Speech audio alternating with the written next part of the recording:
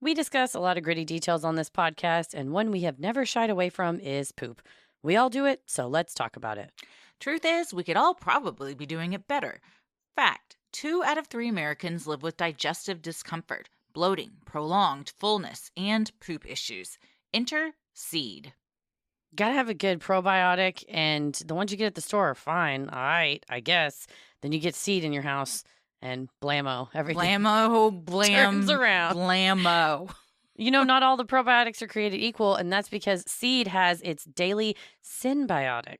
What is the daily symbiotic? It's a broad spectrum, 2-in-1 probiotic plus prebiotic that supports benefits in and beyond the gut, including gastrointestinal function, skin health, heart health, gut immune function, gut barrier integrity, and micronutrient synthesis of vitamins B9 and B12. You gotta have that B12. Many folks who use seed see improvements in digestion within 24 to 48 hours, which can include bowel movement regularity and eased bloating. Start a new healthy habit today. Visit seed.com/creepy and use code creepy to redeem 20% off your first month of Seed's daily symbiotic. That's seed.com/creepy. Use code creepy. Well, I was traveling for Thanksgiving and I wanted to look fancy at the airport to try to sneak my way into one of those fancy lounges. And, you kind of hang out at the desk hoping they'll upgrade you. And one way to look very fancy, roll around in my Sarah Flint shoes. Did you get that upgrade? No. It was Thanksgiving. You know what? They were like, they were like, line. ma'am, your shoes look great, but come on, give us a break. They're like, you look like a celebrity, but you are not one. So please go to the back of the boarding line.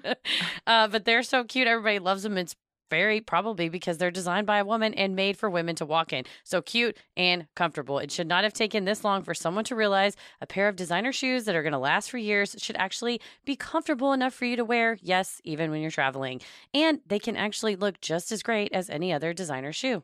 Sarah Flint is a woman designing shoes for women, which is why her timeless footwear offers style without sacrifice. You get looks, quality, and, of course, what we all want, comfort. Unlike other brands, when Sarah Flint says made in Italy, they mean just that. Every part of their shoes is 100% handcrafted in Italy by skilled artisans at family-owned factories that have been around for generations. That means not only a slow and careful production process, but also a more sustainable one. In Sarah Flint shoes, you see smart details like extra padding, a wider toe box, and insoles shaped to support your foot's natural arch. They don't just say they're comfortable, their shoes actually walk the walk. And then it's no wonder that people like Lady Gaga, Serena Williams, your fave Amal Cooney, Reese Witherspoon, Carly Kloss, they all step out in these shoes. They probably get upgraded. They don't even need upgrading. They've all got their own private planes. They don't travel like the rest of us noobs. But if they did, they'd be like, ma'am, your feet look fantastic. That's all. I'm trying to pretend I'm a Amal Clooney. That's every day of my life. It's not working yet, but at least I got the shoes on point. The best part, Sarah Flint shoes cost hundreds less than other designer brands. They're priced direct to consumer. No middlemen, no markups. You pay for quality and nothing else. For a limited time, you can get up to $200 off your Sarah Flint purchase. Get $50 off your first pair and save up to $200 on multiple pairs of shoes. The more you buy, the more you save. A special offer for Sinisterhood listeners. That's sarahflint.com/creepy for up to $200 off. One more time, sarahflint.com/creepy. In July 1999, Paul Howe was murdered in front of his sister and 2 young daughters during a carjacking. When police tracked the vehicle, it led them to a gang affiliate who pointed a finger at the shooter. After a trial tainted with racial bias, under-resourced defense attorneys, and a prosecutor hell-bent on securing an execution, the defendant was sentenced to death. But for decades, he proclaimed his innocence and begged for his life. Did the jury convict the right man? This week's episode is The Trial of Julius Jones.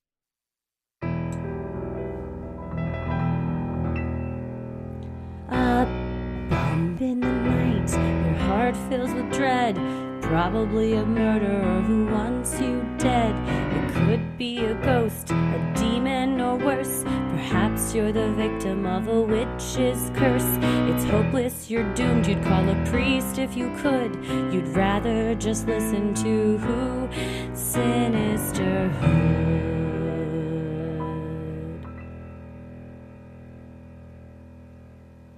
I'm gonna kill you. This is a case, people always ask us, what are the ones that like you think about a lot or that keep you up? This has definitely shot to the top of that for me. This has been a very difficult one to stomach.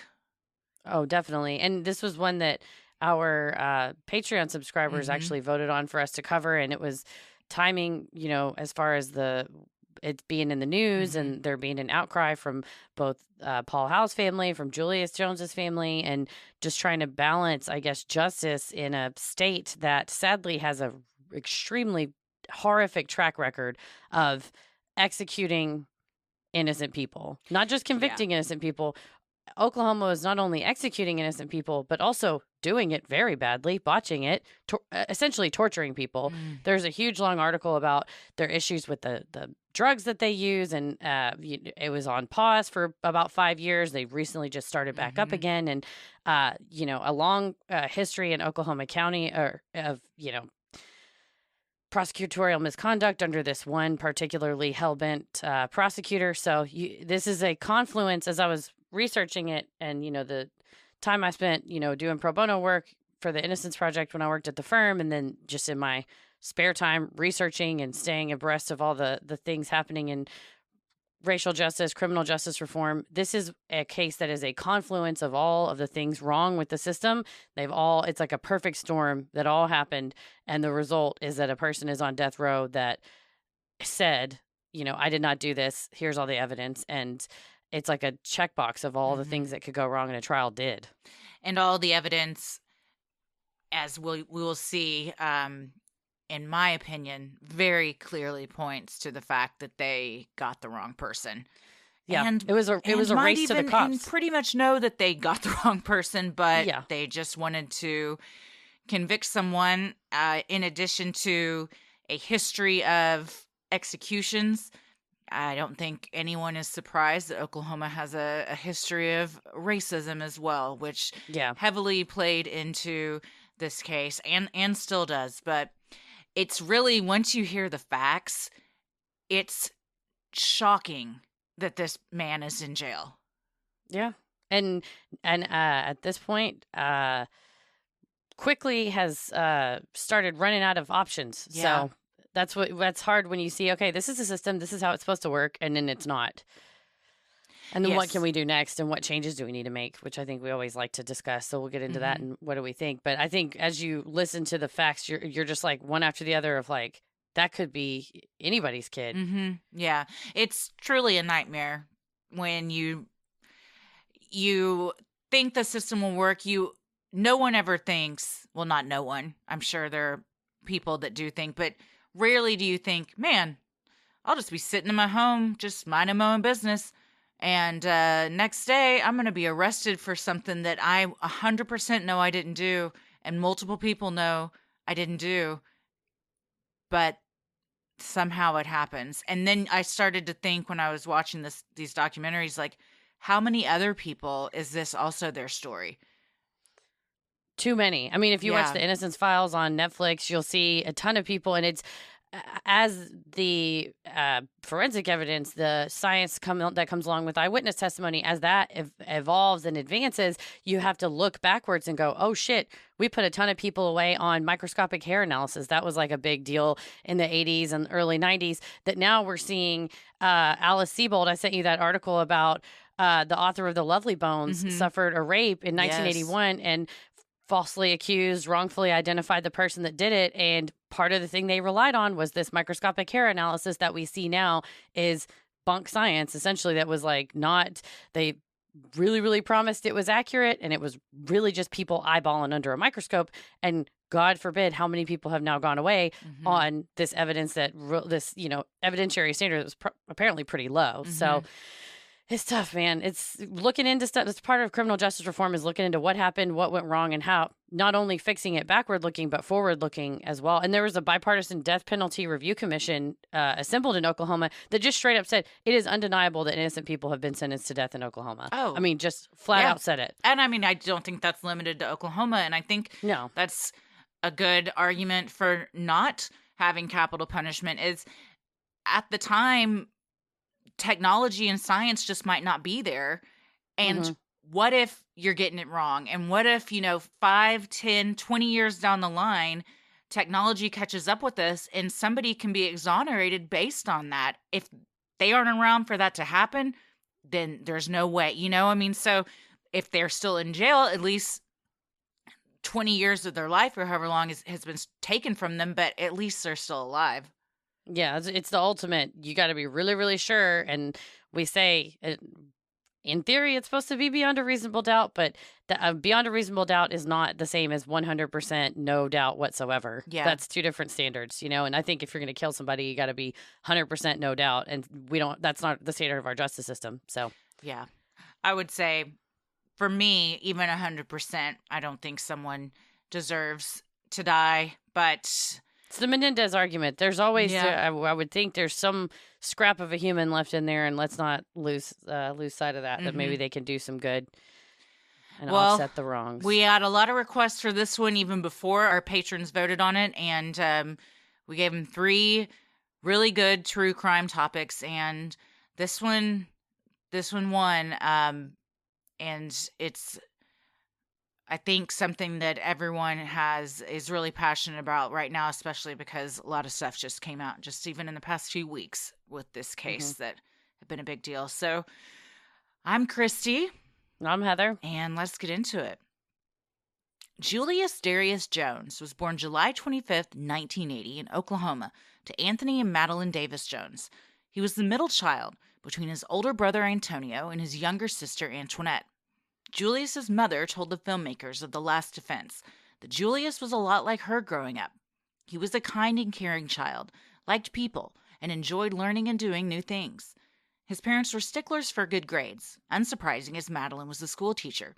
However, in an interview in The Last Defense, Julius said his dad, a construction worker, expected he and his siblings to do just as well in school as his mom.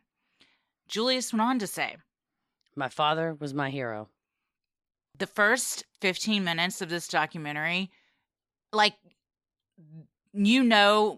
the bat, you're like, oh God, this is gonna be rough. I mean, within 10 minutes, I was crying. Yeah, it's a punch to the gut for real. And especially, when it shows beyond just one person gets locked up, it's an entire family now is dealing in the aftermath.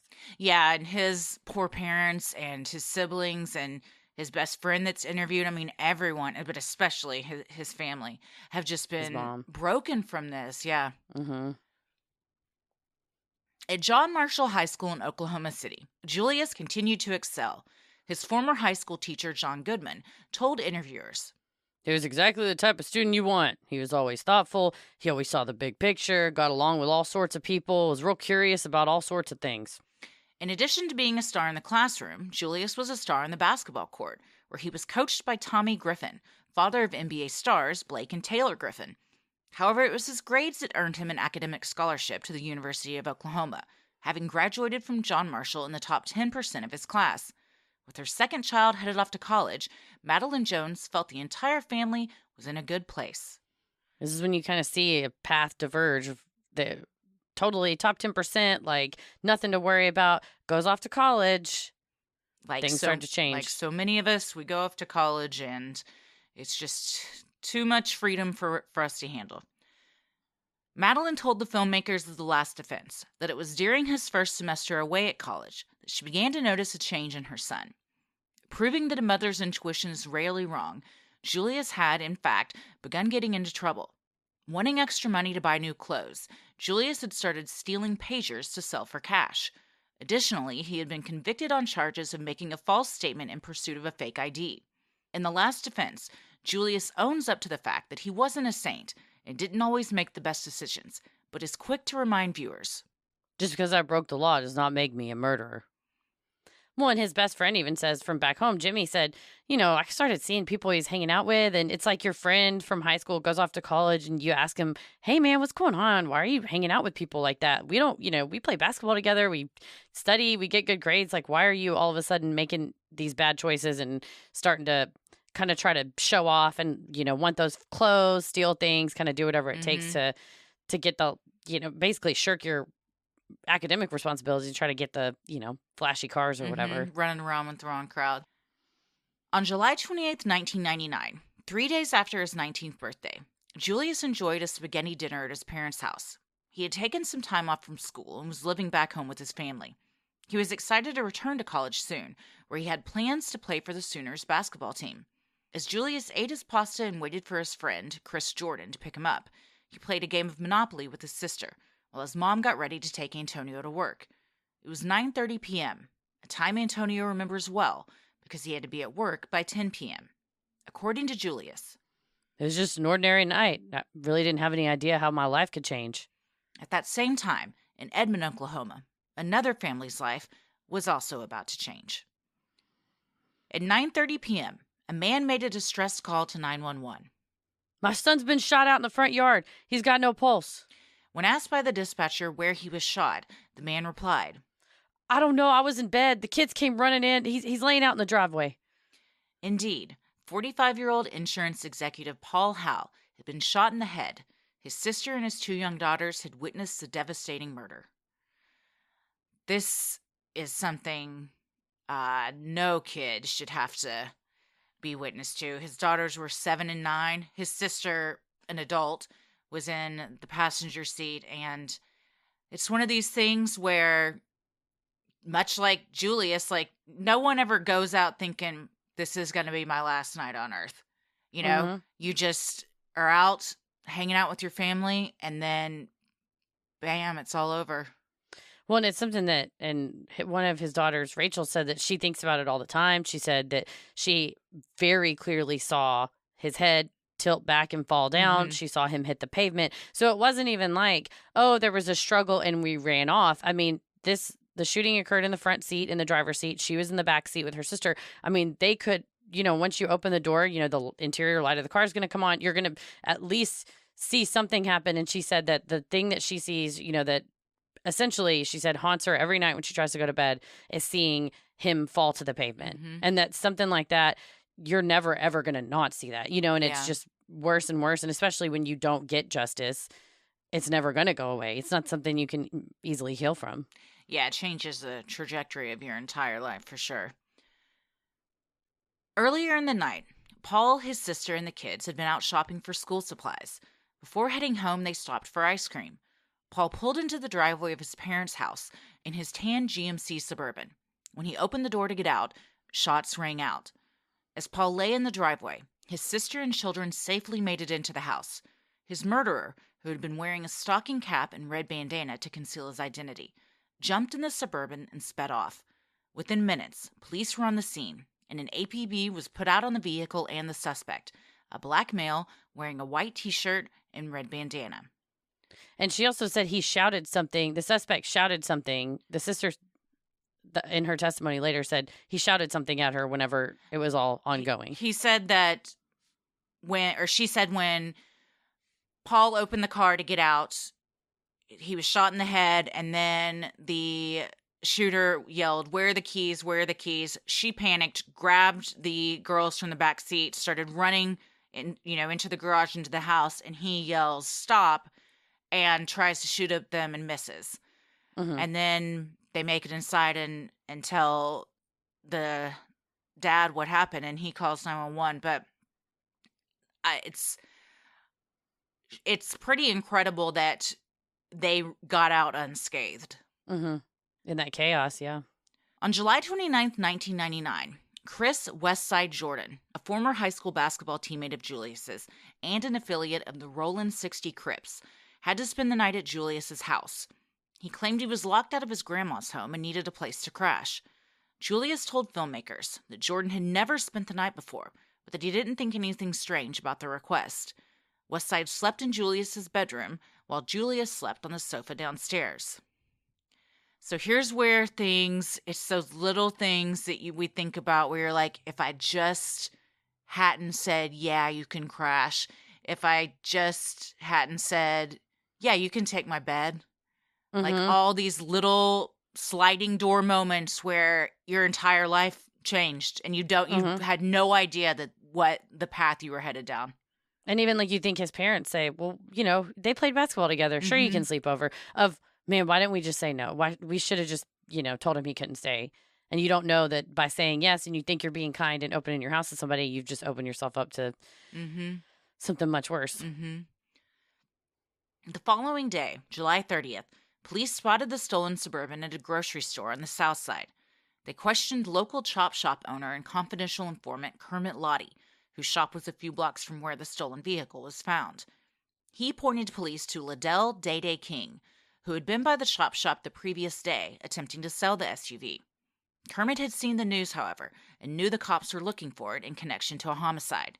He refused to buy the vehicle from Day. After that, Day had left his shop. And they said, yeah, Kermit was a kind of go-to. They knew if they needed to talk to somebody about a car getting flipped, that he would be the guy to know to go to, and he cooperated with police frequently. Yeah, and then he got to run his chop shop, and they looked the other way because he's giving them information. Interesting how these things work out. We'll see that a lot in this case, that there's a lot of police informants, and that can really get sticky when you have police informants that also have rap sheets giving you information. Well, and people also with a lot to lose, willing to make a trade and willing to maybe say anything that needs to get said in order to get that deal. For sure. Yeah, it's a weird dichotomy. And these GMC Suburbans back then were very popular cars. They were easy to steal. They were easy to like break down, sell for parts. So it's one of those things also for Paul Howe where you're like, man, if we had just not been driving that car. And of course, nobody can blame him. He's completely faultless in this. But it's just those little things where all these little things could have, if you changed, might never have happened. Yeah, and you just ask yourself that forever. And we can't live I think we've talked about this in other episodes too, of like, you can't say like, okay, well, I'm not going to go to the store because this could happen, whatever. No. You should be able to live your life freely. Absolutely. You should be able to go out with your kids and everything and not be targeted because you should be able to drive whatever kind of car you want. But for sure. You see that in this case, the cops kind of knew where to look because it was something that was frequently, targeted essentially. Well, and then when they find it at the grocery store and then they know Kermit's shop is down the street, it all kind of starts to make sense. Yeah. Sinisterhood will be right back. For many of us, stress is just a regular feature of daily life. I mean, come on. It's that time of year where everything is stressful. The calendar's full. You got places to go, things to plan all over the place, running all over town. There's all sorts of stuff going on. And when it gets more intense in a short time, like the holidays, stress can trigger physical reactions like dramatically increased hair shedding and thinning. And what's wild is that people usually lose about 50% of their total hair before they even notice an increase in shedding. Now there's a way to stop stress-related hair loss in its tracks and spark new, stronger growth. Prose specializes in custom hair care, and now they also make custom hair supplements that help reduce excess shedding and spark fuller, thicker hair growth with just 2 capsules a day. Through an online consultation, Prose customizes your supplements to address all the factors that could be triggering your hair issues, like age, hormonal changes, stress levels, diet, and more. Prose supplements use only natural, clean, safe ingredients, not drugs or hormone disruptors. All formulas are toxicologist approved, gluten-free, and vegan. And they really work. Multiple studies show that over 90% of women taking Prose hair supplements saw less shedding, more growth, and improved overall appearance in just 90 days. Try your own custom hair supplements and you'll get 15% off. Get yours at prose.com/creepy. That's prose.com/creepy for your free in-depth hair consultation and 15% off custom hair supplements. The season of gifting is officially here, and if you're scrambling to find just the right presents for your favorite people, do yourself a favor and check out Brooklinen. Even if you waited to the last minute, no judgment, I do the same thing. Brooklinen's gifts always score major points. Whether you're shopping scents for a candle lover or grabbing a gift card, aka the gift that keeps on giving, this kind of comfort is always a hit for the holiday. Brooklinen makes award-winning comfort year-round that also makes the perfect gift in the holiday season.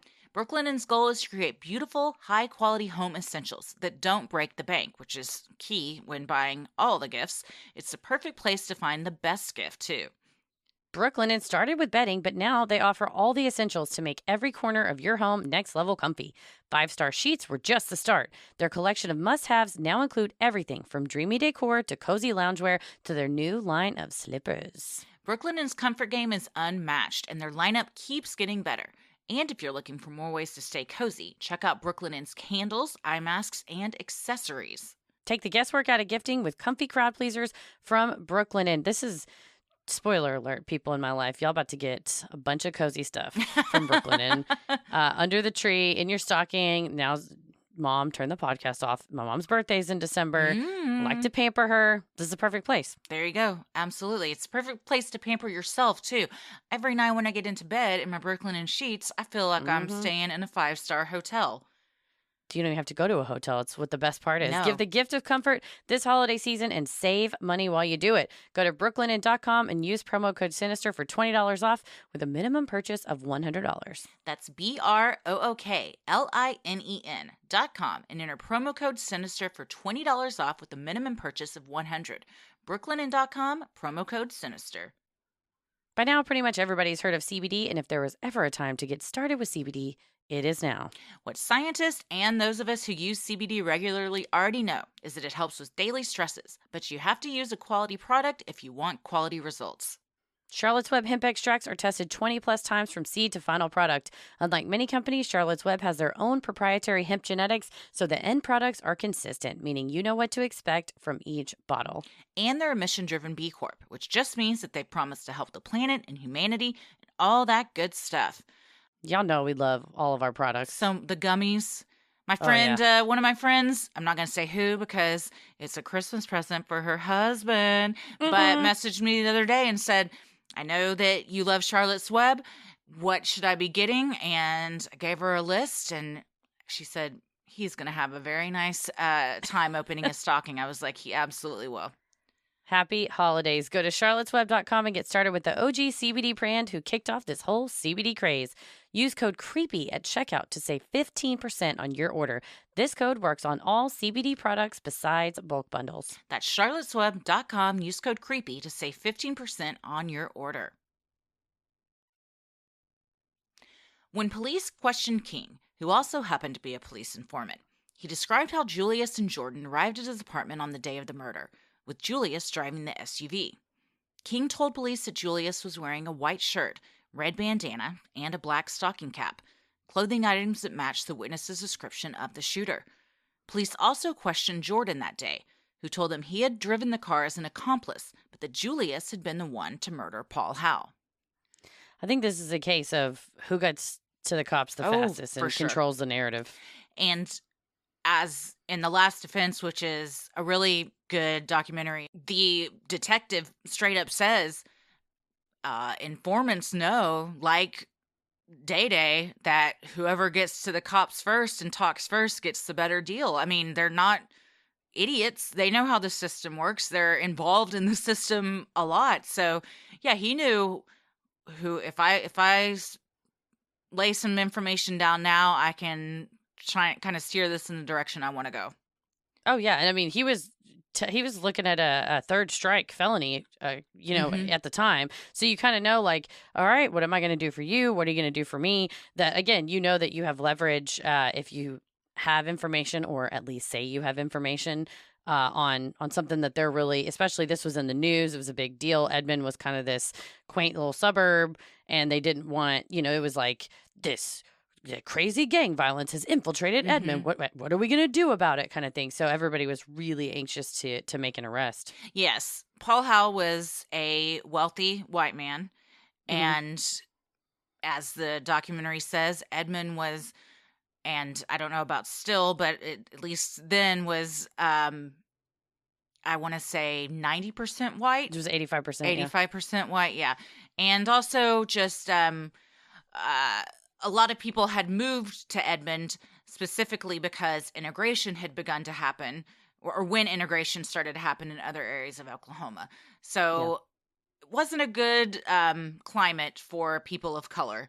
And when the cops see we have a wealthy white guy that was carjacked in his driveway in this nice, well-to-do neighborhood, we need to make an arrest quickly. And I think perhaps it didn't matter who it was. They just needed to make an arrest. Well, and in that documentary, the former state senator was Connie Johnson. She said that Edmond is a place, And she said, quote, where Black folks have been malign and unwelcome. Mm-hmm. And so, when you see a white victim and a Black perpetrator, that same Death Penalty Review Commission, it's a bipartisan commission, again, that was looking at the death penalty in Oklahoma. A Black male accused of killing a white male victim in Oklahoma is 3 times more likely to receive a death sentence than if the defendant and the victim were both non-white males. Wow. So you do see, it's one of those where, you got to read like The New Jim Crow by Michelle Alexander or watch 13th or whatever, where I think you cannot say, oh, well, we all just have to not see race and be totally colorblind. That's, first of all, it's ignorant, but also the data, the facts, the research on this doesn't back that up. There is disparity in the criminal justice system that is racial disparity, particularly against Black males. Absolutely. Police called the Jones residence that day and asked if Julius was there. Julius had answered the phone. When Jordan had finally picked Julius up the night of the murder, Jordan told Julius he was late to pick him up because of some trouble that had happened. With the police now on the phone, Julius assumed that's what they wanted to talk about. Not wanting to get mixed up in it, Julius told the officer on the other end that he wasn't home before hanging up and leaving for Jordan's older brother's apartment. When police called again later, Julius's sister, Antoinette, answered. This time, the cops weren't just on the phone. They were also surrounding the Joneses' house with guns drawn, but no warrant. Confused and terrified, the family walked out with their hands up. In a later interview, Antoinette recalled, I was so scared, I couldn't have cried even if I wanted to. Yeah, because the SWAT team has their guns trained on your face. And there is news footage of this in the documentary. The amount of police that show up for this and SWAT is overkill, to say the least. Again, like you said, it was in the news, and it was, we got to make a statement. We're going to make a stand. Here we are. We found our guy. You would have thought, that it would. It was dozens of cops with just shotguns, handguns, just walking up and down the streets, looking in bushes, and it seemed like even if this person was responsible, much less has been done for far bigger criminals. It seemed like it was definitely a show.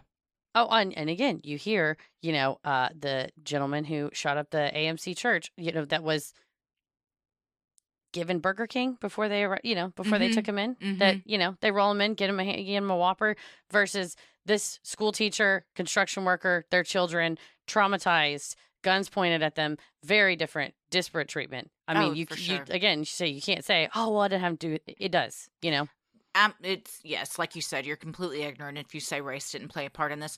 And Antoinette says that they have no idea what's going on. Everyone, and Julius isn't there. They're all confused. And their parents told her and her brother, put your hands up. Don't say anything. Don't give any attitude. Don't run. Don't do anything. You just walk out and you do what they say, because, and his mom says, I know what happens. I didn't want any of us to lose our lives that day. And that's the truth of the whole thing. With Jordan in a squad car outside the Jones residence, insisting Julius did it, and that evidence would be found inside Julius's bedroom, the SWAT team burst in the home. They ransacked the place, ripping up mattresses, stomping on clothes, and manhandling dozens of items in Julius's room. They opened a hatch above Julius's bedroom closet, where they found a .25 caliber handgun wrapped in a red bandana. When the gun was later tested, it was confirmed to be the murder weapon. And they also found a magazine for the same caliber handgun in the door chime outside. So it had been outside the house that had been jammed in there. So interesting that, you have Westside Jordan in the squad car, Chris Jordan in the squad car saying, you should look in the bedroom. Yeah. I bet it's in the bedroom. Who had stayed in his bedroom the night before. And to say their house was ransacked is being kind. It looked like a legitimate bomb had been dropped in there. They busted out totally unnecessarily too. Windows, glass everywhere. It looked like an episode of Hoarders, because they had just taken everything out of the closets, cabinets, whatever, just thrown it everywhere. They left their dirty gloves behind. The father said they had squirted ketchup and mustard all over the floor. They took all of the suits out of his closet and put them on the ground and stomped on him. These are police officers that are doing and later, this.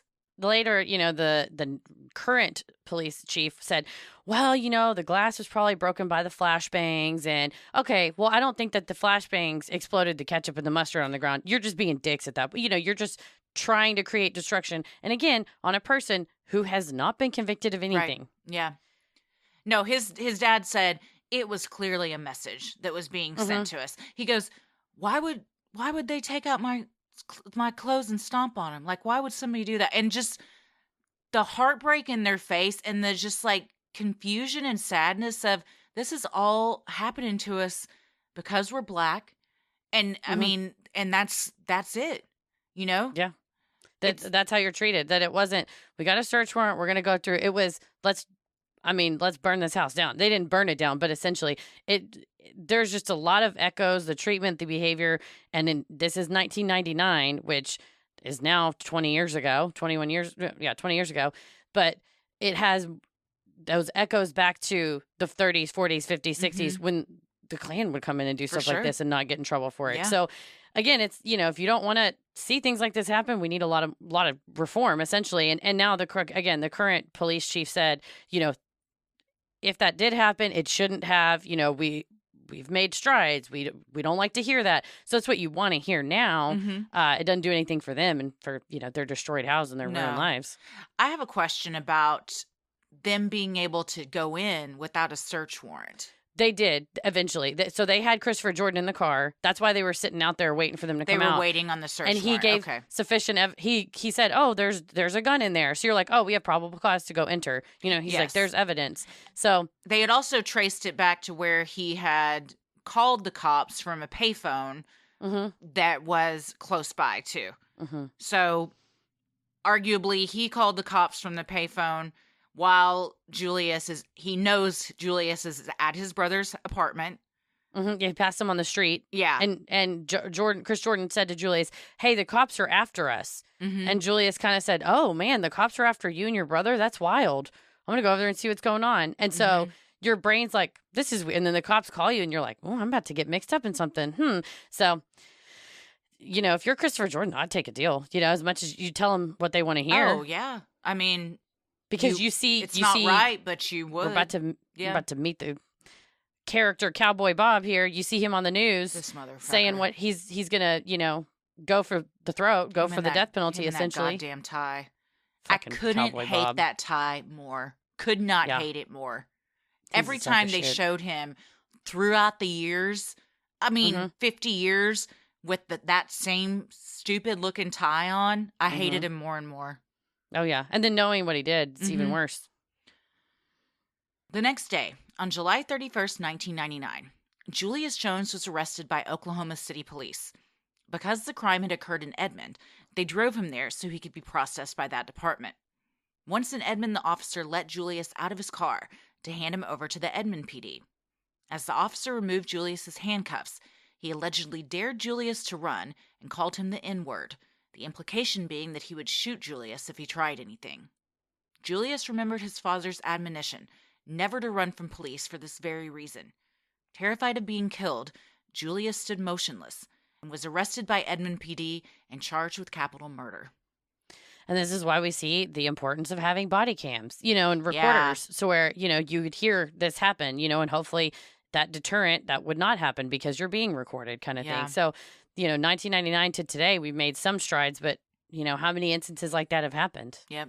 And he was asleep at Chris Jordan's brother's apartment when the police swarmed in. He said he was asleep and he just woke up and cops are everywhere, guns drawn, telling him, you're being arrested. He was just in like basketball shorts. They took him in, no shirt, no shoes, anything to book him. So imagine you're woken up, you have no idea what's going on. And then next thing you know, you're just being led into jail. And told, why don't you run, see what happens? Yeah. And then, yes, he said in the documentary, because they have taped interviews from him in prison that he can't even describe how scared he was and how fast his heart was racing. He's 19. He had just turned 19 3 days before. He's a kid. And the look on his face when he's being led into that jail is just shock and terror. You're like, what did I get wrapped up in? No, What's yeah, going on and here? I am being handled by racist cops. I have no idea what's going on. I can't call my mom. I don't have a lawyer here. I'm totally alone. The next day, Oklahoma County District Attorney Robert Cowboy Bob Macy announced he would be seeking the death penalty in Julius's case. According to The Intercept, Macy preferred seeking the death penalty and had a track record of prosecutorial misconduct, frequently relying only on eyewitnesses and disregarding exculpatory evidence. During his years in office from 1980 to 2001, Macy himself secured 54 death sentences, nearly half of which were overturned. Others sadly were not, and the targets of his fervent use of capital punishment were executed, often facing excruciatingly painful deaths due to Oklahoma's repeated mishandling of executions. Yeah, they call Bob Macy one of the deadliest prosecutors in U.S. history, and it's not that he retired in 2001. He resigned in disgrace amid further allegations of prosecutorial misconduct and evidence tampering. And yeah, it's like over a third, almost a half of all of his convictions are overturned because he was like, the woman that worked in his office said, it was, get the conviction, we don't care what it takes. Yep. This is why my policy argument is that prosecutors should be able to be charged with something like tampering with evidence or something like that. And the statute of limitations should run 2 years from the date of discovery, because you see in a lot of these cases, they fucked around in 1999 in this, say in this case, and then you don't discover it until the appellate attorney gets a hold of the case in 2016, 2017. Well, by then the statute on something like that's run. You saw a case, Alfred Dwayne Brown in Houston's one of them, where you found out that the prosecutor essentially shredded a piece of exculpatory evidence, didn't present it to the defense, didn't present it to the jury. And by the time it gets discovered, it's too late. The statute's already run. He's wears this badge of honor with pride that he, I mean, he's in this interview is like, an innocent man was, murdered in his driveway. This deserves the death penalty. An innocent man 100% was murdered in his driveway. There's no question about it. But this guy just has this reputation of, whoever I think did this, we're going to get him fried. Well, and it's kind of like, get me somebody. Yeah. I don't care who it is. Yeah. We need a body, and we need to say, hey, look how good I did. He's going down. 1980 to 2001. That is a reign of terror. Chris Jordan was reinterrogated by detectives after Julius's arrest. After all, it was Jordan who most fit the eyewitness's description of a man with at least an inch of hair sticking out from under the stocking cap. Julius had a tightly cropped cut that didn't show when he wore a hat. Jordan's hair was in cornrows and stuck out at the sides. Detectives walked Jordan through the crime, attempting to lead him to the foregone conclusion of Julius's guilt. Jordan struggled in the interrogation, seeming to implicate himself as he admitted he might have touched the gun, or may have even loaded the gun, in order to explain why his DNA may appear on the murder weapon. During the interrogation, Jordan repeatedly used the pronoun I, before quickly changing or being reminded by the interrogating detectives to use the word he instead. He was also asked, "So you hid the murder weapon?" To which Jordan replied, "Yeah." Eventually, Jordan pled guilty to felony murder in a deal with the district attorneys in exchange for a promise to testify against Julius. Yeah, this was, there's arguments on, I won't say there's arguments on both sides, but you definitely hear, the family of Paul Howell wants, their side of it to come out, which they absolutely have that right. But of course, Oklahoma Attorney General has like no interest in, backing down or like admitting anything. And one of the things was, whether Chris Jordan said that, said these things, or if he was maybe led because he got a really good deal. And, if you read the AGs and some of the claims from the family, they say it wasn't a secret deal. It was, totally on the table. Everybody knew what was going on. But, he essentially, he revealed later on that prior to testifying and prior to making these statements in the plea agreement, they said he would, get this, the sentence would be life with all but 30 years commuted. And then they basically told him and his counsel, hey, listen, the 30 years, this is how they calculate it in the Department of Corrections. So really, you'll be out in 12 to 15. No worries. So he agreed to this saying, okay, well, my choice is this cowboy wants to literally kill me or 15 years in jail. And then obviously you would say whatever you needed to say to make the not death choice. So that's become kind of a contentious argument of like what he understood and what he didn't know. But he's straight out said, no, I was told it's going to be a life sentence, commuted to 30, but then really the way it's calculated, it will only be 15. And again, with, a lot of people saying, and even, there's transcripts of all of this, the interrogating officers do very much seem to be leading him in the direction of, well, you said that this, you mean he did this, right? And there even is a time where one of them says, are you sure we have the right person? Should we be looking at you for this? And he's like, no. But again, it's kind of seems like they just wanted someone. They wanted a body. They wanted an arrest. They wanted a conviction. And they already had Day King pointing the finger at Julius too. Now they were going to have Jordan to testify against him as well. And so this kind of just made things a lot simpler to not question Jordan.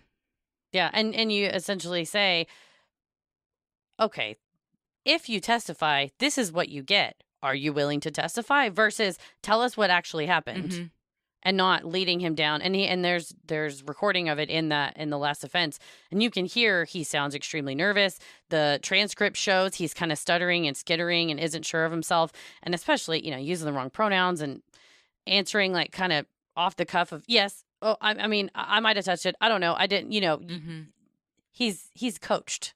Yeah. Julius's trial began on February 14th, 2001, and was fraught with errors from the beginning.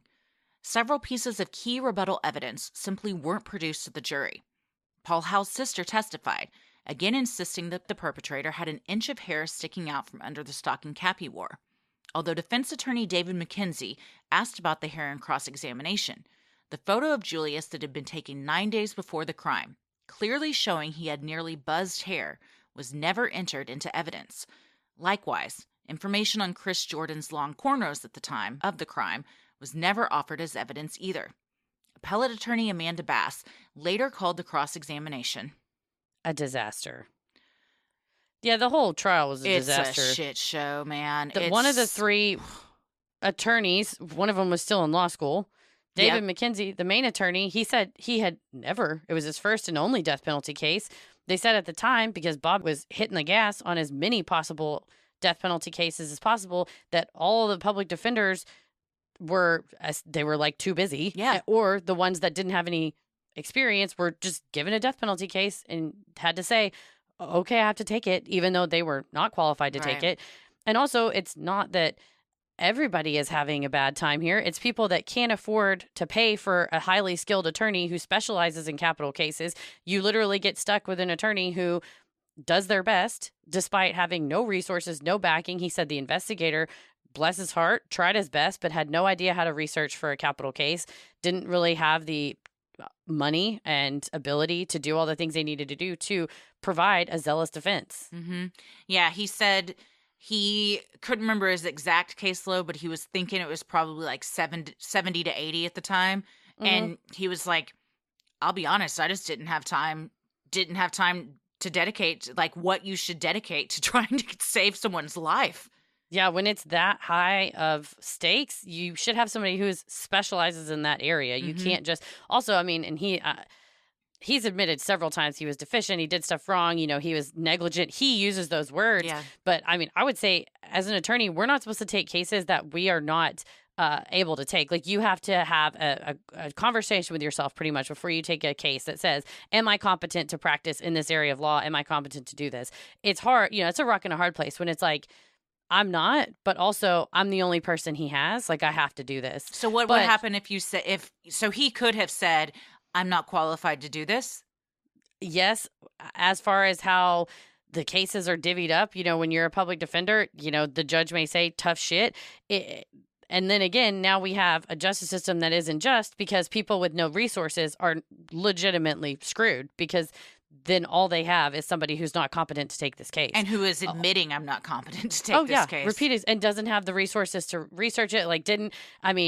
Roderick went however it went. The prosecutors rejected all but one black juror. Yeah. It's start to finish from jury selection on down. There were so many objectionable things that he just didn't object to or didn't bring into evidence or didn't call and later said, yeah, I really messed that up. He's he's very honest and very blunt about his mess ups in the documentary. He's not, I would say, apologetic, but he seems like he's just like, yeah, I did not do a good job. I admit that. Like I was in over my head. You know what I mean? And the female attorney who was up there too, she just was like, it was her first case ever. Yeah. It wasn't even just, it's my first death penalty case.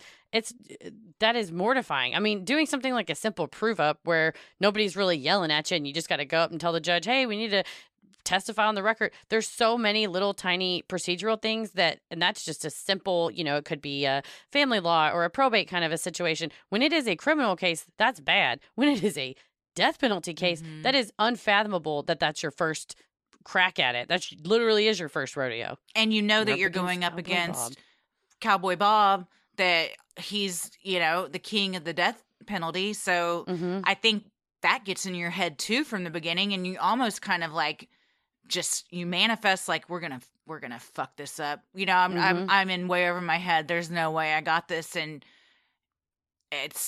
from the beginning he was not given a fair chance at all. No, and in the news, Bob Macy was saying, he deserves to die. I mean, it was before they even charged him. So when you have this, at the time, pretty well respected, he was in his twilight years. This was 2001. June of that year, he resigned because of the prosecutorial misconduct. This was February, but that's Bob Macy. He's been the DA forever. And you as the jury pool are essentially tainted because you see him on the news going, he deserves it. He's got to die. So it was a stacked deck. Yeah. Julius's alibi was key to his defense, an alibi that his parents, brother, and sister could all corroborate. They had been with Julius, eating spaghetti and playing Monopoly the night of the murder. Of all 4 key alibi witnesses, none were called to the stand to testify about his whereabouts. When interviewed later for the documentary The Last Defense attorney David McKenzie said the reason he didn't call any of them is because Julius had written a letter while in prison to a former girlfriend, saying that he had not been at his parents' house during the time the shooting took place. Julius remains adamant that he never wrote anything of the sort to anyone. McKenzie conceded that, regarding the failure to explore the alibi evidence. Maybe I was deficient. This was the only thing I heard about from anyone. I mean, his co-counsel's like, yeah, I don't know of any letter, and Julius is like, never even wrote to that person. I never would have said that. I don't know. It was never explained why McKenzie thought this, what this information was. I almost wonder if this is just a way for him to excuse his deficiency. Yeah, and I think later on in, 2004, a couple years later, they swore in an affidavit that David McKenzie said, I subcontracted, whatever you want to call it, I delegated to the investigator who, again, was untrained, unqualified, poorly paid, no resources, said, okay, your job is to get the alibi info. And the investigator, David McKenzie said, the investigator never gave me anything. He didn't give me notes. He didn't give me tapes. He didn't give me anything. So I just had to go off what I heard, which it sounds like was some murmurings about this letter. And you don't want to, as a defense attorney, if you think, okay, well, these people are going to, if there's evidence that he wasn't there, I can't knowingly put them on the stand to perjure themselves. Well, the whole family's like, we're not perjuring ourselves. We were all there. There was a friend there. Antoinette was on the Wrongful Conviction podcast with Jason Flom, and she said, our friend was there. It was his birthday. There was like birthday cookie, or it was because it was a few days after Julius's birthday. There was like a birthday cookie in the refrigerator. The friend kept eating it. Julius was getting pissed at him because he was eating his birthday cookie. And Jason Flom's like, yeah, if you had committed a murder that night and it was around the time of the actual crime, he's like, why would you be annoyed with your friend because your friend is eating your cookie? You know, it's like there was multiple people all around there. So there was, I guess, some miscommunication, or as David McKenzie said, I was deficient in not presenting a simple thing like alibi evidence. I just can't wrap my head around it. I mean, I've never gone to law school, and a ton of people haven't. But even, I mean, anyone could think, what's the first thing I should do to try and prove my client didn't do this? He's saying he was at home with his family, and they can all say he's there. I mean, it doesn't take a rocket scientist. It doesn't even take, like, the worst lawyer in the world to be like, I should probably go talk to his family. Yeah. And that's if you're spitballing and you go, okay, let's pretend you're a lawyer for a minute. Let's pretend your client is facing the death penalty. What kind of things would you ask your client or those around him that could possibly save his life? Yeah. Would you perhaps say, did he do it? Was he there? If not, where was he? Did you see him where he was? You know, that's pretty baseline stuff. It's so baseline. That's why I can't understand how incompetent this guy could have been. I'm looking for answers. I know that you don't have any, but no, just I mean, because and he doesn't really either. He's just like, yeah, I don't know. I just kind of didn't have a good day in court. He said I prepared for weeks. First of all, if I'm on death row, or the death row is an option, please take longer than a few weeks. I mean, that's how long we prepare for episodes. You know, if somebody's life's on the line, I don't know the start to finish of when he was assigned the case till when the case began, but they were very overworked. There's no doubt about that. It's just maybe put some of your other cases on the back burner that don't involve the death penalty so you can save this guy's life. Or you think at the time, well, it's just one more of the cases. I'm not going to be on a documentary about this in 20 years. Right. You know, you just don't expect that you're going to get questioned about it later. Yeah. I mean, kudos to him that he did participate in the documentary, because a lot of attorneys would be like, I'm not saying shit. You're not getting an interview out of me. And he owns it. He's like, yeah, I was deficient. And he still practices law. Yeah. Chris Jordan testified against Julius, describing to the court what he claimed took place that fateful night. Jordan said he and Julius had been driving around, looking to steal a car. Jordan said his job was to pick out the car they were going to jack. Once they spotted Paul Howe's Suburban, they followed him into his neighborhood, where they parked down the street from the driveway Paul pulled into. Jordan said that Julius, armed with the gun, approached the vehicle while Jordan waited behind. Jordan went on to testify that while he didn't actually see Julius shoot Paul Howe, he heard gunshots and saw Paul fall to the ground. However, it was later discovered that from where Jordan claims he was standing, houses and trees would have obstructed his view. And that information comes out later when Amanda Bass and Dale Beige take over the case. So that wasn't something that happened in the court at the time, but it could have been. If your lawyer, again, like, you know his story, so you say, all right, they show on the documentary, they go to the street where it happened. They say he was standing here. It's this X amount of feet from where the driveway is. There's no way this could have happened. It's all very simple stuff you see on CSI, stuff you see in the movies. And it just, none of it was done. I mean, he would have had a better chance if I had been his lawyer. I mean, honestly, you know, having an investigator, the whole purpose is that they should go to the spot and take photos, and then you have those photos entered into evidence, and you go, okay, look over here. Now we can see this is the vantage point. This is allegedly. Are you telling us you can see through trees? I mean, and you poke holes in this you poke holes in his story during cross-examination. There was no defense put up, by the way. Yeah. They rested when it came to them. So all they had, what the chances they had, you know, the bites at the apple they had was rebutting the state's case. And then when you go, we got nothing, and you sit down, I mean, that's a message to the jury right there. Oh, yeah, totally. The jury's like, well, if they're not going to tell us why he didn't do it, then why should we think he didn't do it? Mm-hmm. Kermit, Lottie, and Liddell King also testified. All three men received favorable treatment for doing so.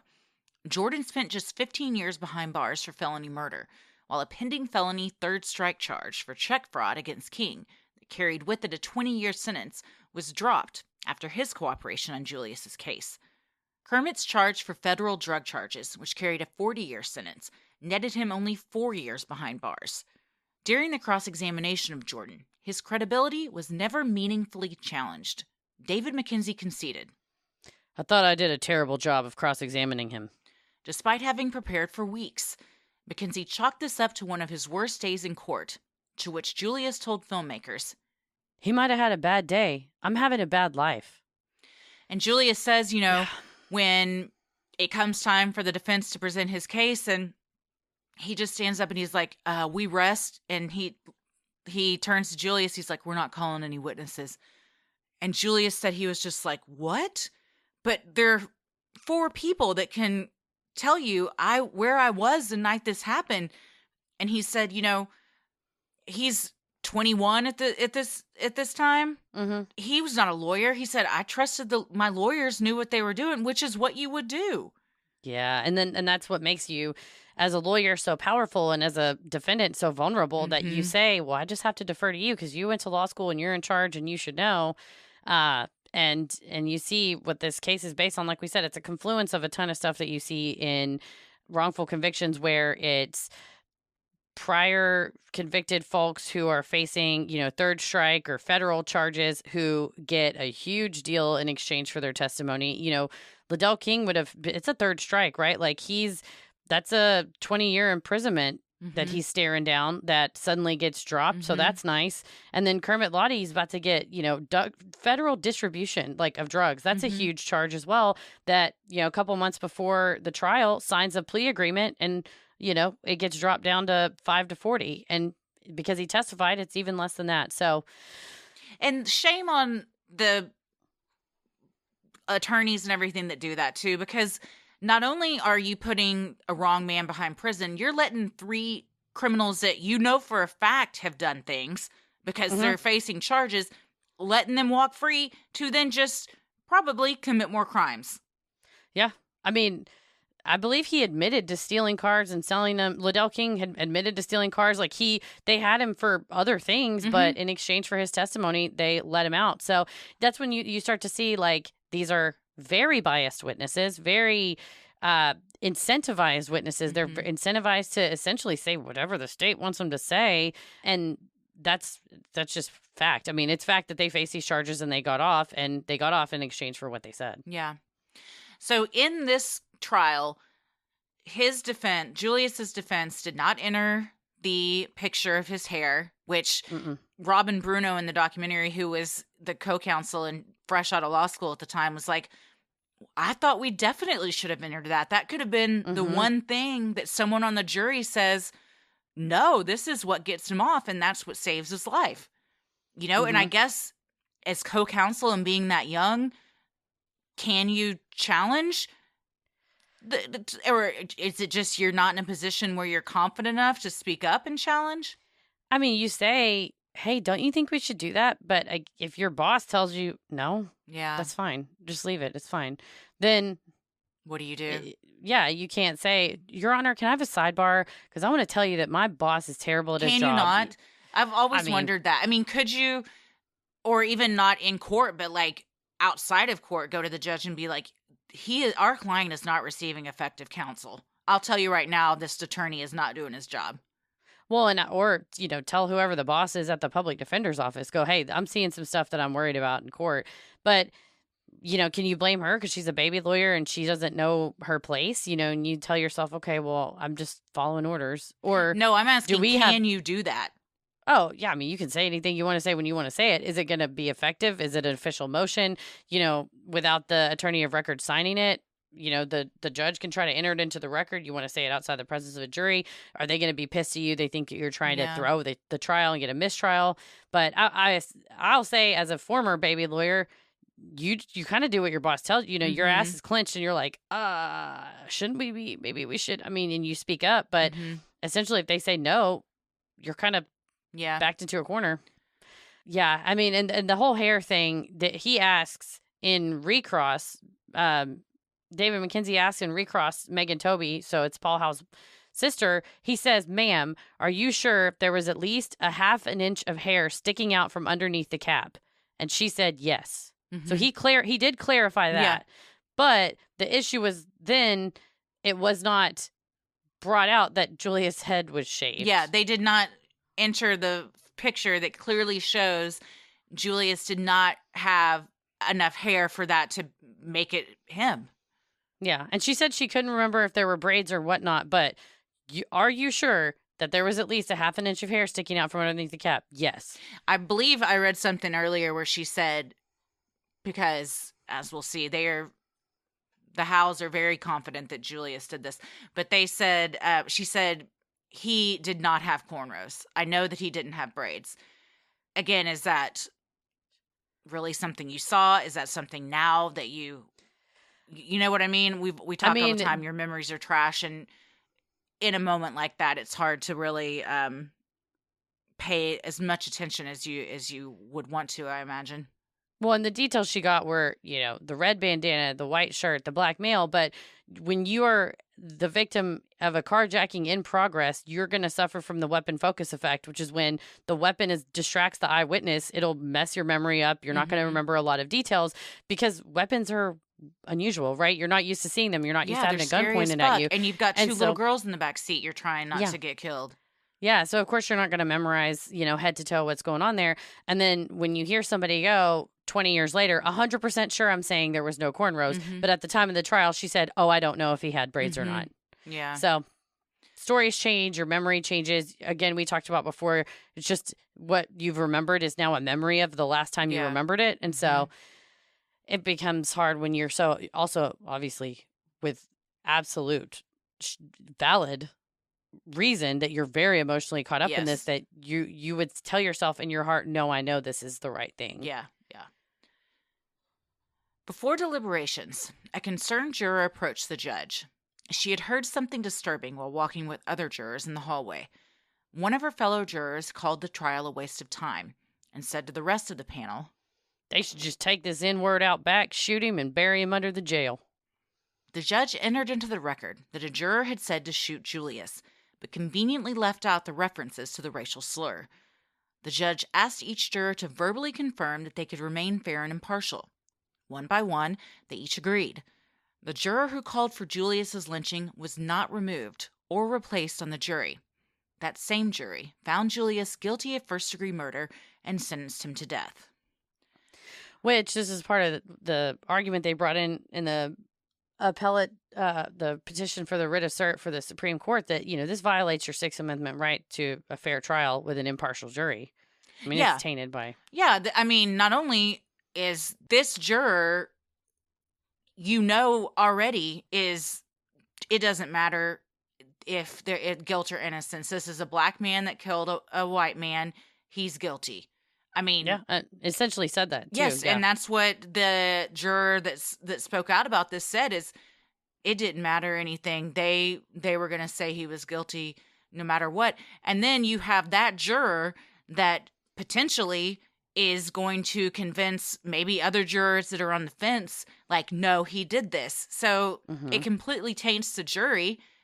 And also, the judge left out something that automatically, wouldn't he have had a mistrial at that point if that had come out, that a juror was saying racial slurs? Well, no, because again, the judge here has asked each juror whether they can remain fair and impartial. I think that it violates his constitutional right. I think that, there's a certain standard that's set up by the Supreme Court for when a racial comment runs afoul of your Sixth Amendment right to an impartial jury or jury hearing your case. And, I think it has to be a clear statement that indicates that they relied on racial stereotypes or animus to convict the defendant.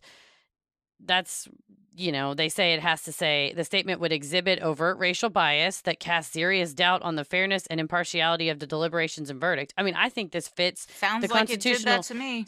Standard. Our Supreme Court disagreed when the petition came before it. The petition was denied. I'm not on the Supreme Court yet. I just strongly disagree. And they say that the racial bias would have to be a significant motivating factor in the juror's vote to convict. To me, if someone says this is a waste of time, we should just kill this black person, which didn't use that phrase, used a much worse phrase. And to me, that checks the boxes, right? And again, it's necessarily tainted it. So I don't see how this didn't, get reviewed by the Supreme Court, but I don't see how this can sum up my entire thoughts on this entire case. Yeah. There's so many times I don't see how this didn't get entered into evidence. I don't see how this guy could be in jail and this one be walking free. I mean, it's just from start to finish, none of it makes sense and all of it's unfair.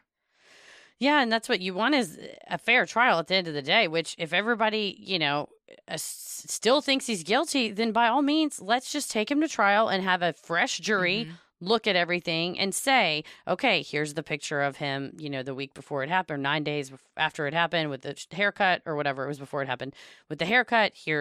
There's a non-racially tainted jury.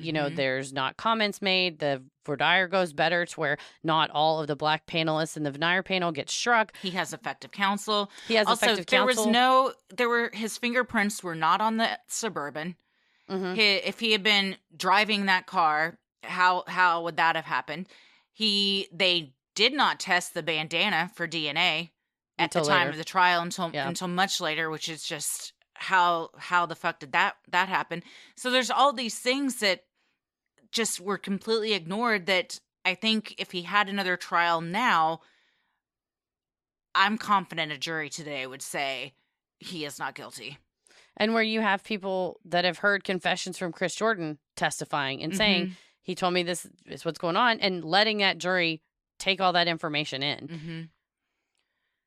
Julius attempted to appeal his sentence. He told filmmakers, "Justice has not been served. The person who took Mr. Howell's life is walking the streets." In 2016, federal public defenders were assigned to his case. Immediately, they saw multiple errors with his conviction. Among those, the overt racial bias showed by the jury, the lack of exculpatory evidence presented at trial, and the failure of law enforcement to test the red bandana for DNA. Finally, in July of 2020, the red bandana was tested. Tests showed that 3 donors were present on the bandana. Federal public defender Amanda Bass explained in the last defense. The lab determined that there was a partial DNA profile that was consistent with Julius's DNA profile at 7 out of 21 tested genetic markers. These results do not constitute a match under law enforcement standards. Fellow federal public defender Dale Bache told the Oklahoman, "We've always known that Mr. Jones's DNA could be on the bandana because his DNA was present in his parents' home where the red bandana was planted." Bache told Oklahoma News 4. "There were also at least 3 other male DNA profiles on the bandana, but that DNA was too degraded to compare with other known DNA profiles." Before adding, "We don't even know if the bandana the shooter wore was the same one found in Julius's room." Refusing to acknowledge the test results as significant, Oklahoma Attorney General Mike Hunter told News 4. "The conclusive results of the DNA profile show the probability of the DNA belonging to someone other than Julius Jones is 1 in 110 million. So this is where, it gets a little bit confusing because I think people think, oh, well, if you test DNA, then that would, totally exonerate him, right? If his DNA wasn't on the bandana, that would totally exonerate him. Maybe, maybe not. They said the witness said that the shooter screamed at them. So you would think that when someone screams with a bandana over their mouth, a ton of saliva would get deposited into it. There was not saliva on the bandana.